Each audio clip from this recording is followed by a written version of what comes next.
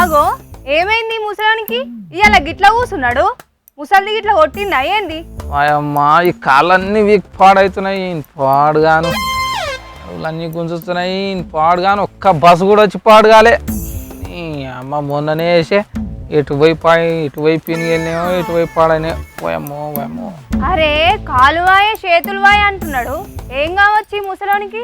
ఓ రాజన్న ఏమైంది పిల్ల? ఈడికే పానం అంతా పచ్చి పులుసు అయినట్టు అయిందంటే నడమ నీళ్ళు ఏంది? ఏం చేసినావని సారు పచ్చి పులుసు గానీకి?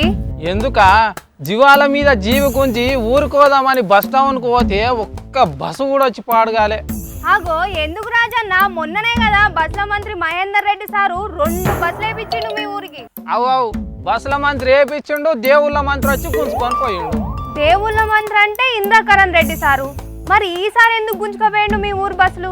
ఇంకేమున్నది, మేడారంలో సమ్మక్క సారక్క జాతర అవుతున్నది కదా, ఇక గంజికే గుంజుకపోయిండు. ఓహో అట్లనా?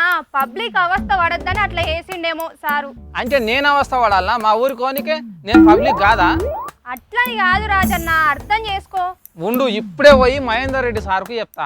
పోని రాజన్న, వాళ్ళకెందుకు కొట్లాడ పెడతావు? మరి బస్సులు అంటే వేపించిండు, గట్లనే అన్ని సవలతులు చేసిండా మరి?